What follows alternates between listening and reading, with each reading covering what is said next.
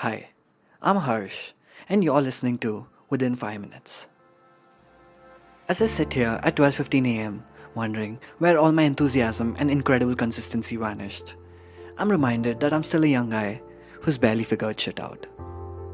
There are days when I'm on a roll, and there are days when I'm an absolute slump of a character. Nothing unusual, you'd think. But when you're trying to be your absolute best, you feel like you're losing out on time if you're not doing something. Tick tock, tick tock. All our lives we have lived in a box. From the cradle that swings when we're born, to the house we grew up in, to the tower where we head to work for our bread. We are accustomed to living within the boundaries of boxes, and somehow that slowly trickles into our heads. In a vast endless space of flowing thoughts, we end up creating thick walls that restrict our sight and dreams. It then takes tremendous work to start tearing down these imaginary walls and to think outside the box.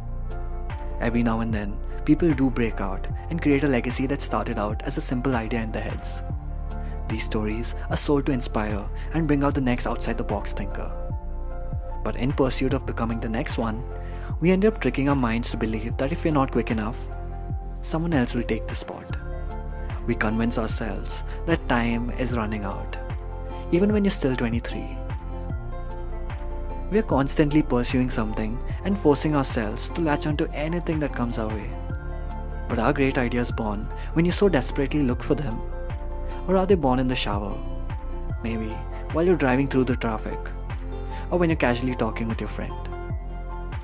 Most things in life are found when you least expect them or when you think you've already lost them.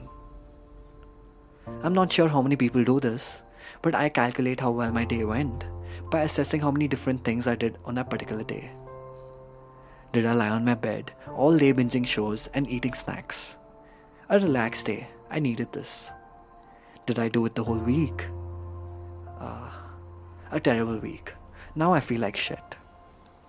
Did I hit the gym after work and then find time to work on my personal goals while also taking care of the garden? A solid 10 on 10 day. Did I do it consistently? Yeah, that's how life should be. I measure my life based on how happening it is, not in terms of parties or social interactions, but in terms of productivity. And that, in my personal opinion, is a gift as well as a curse. A gift because life measured by productivity and experiences will lead to a very wholesome, balanced life, a jack of all trades. But a curse because when life slows down, you're immediately left feeling like you're not doing enough. It's a pretty shitty feeling. So here's something that you really need to pay attention to. There's nothing that blossoms all year long, so don't expect yourself to. Just process that again. There's nothing in nature that blossoms all year long, so don't expect yourself to. We live in a world that goes through seasonal changes, so why do we expect ourselves to live the best life throughout the entire year? Aren't humans allowed to be seasonal beings too? Maybe you're in hibernation right now, or maybe you're in peak form. Not one is better than the other. They're just two seasons of a cyclical human tendency. You can't appreciate the spring without going through the winter. You can't dance in the rain before sweating under the scorching summer sun. Everything has its own time and its own place. Rushing over one to get to the other robs you of the fruit that comes out of your perseverance and discipline. What you do at your worst when no one is watching will shape how you portray yourself at your best when the whole world is watching. You can't be the GOAT 365 days of the year. So be kind to yourself. When you're burnt out, stay away from creating. When you're tired, give yourself a break.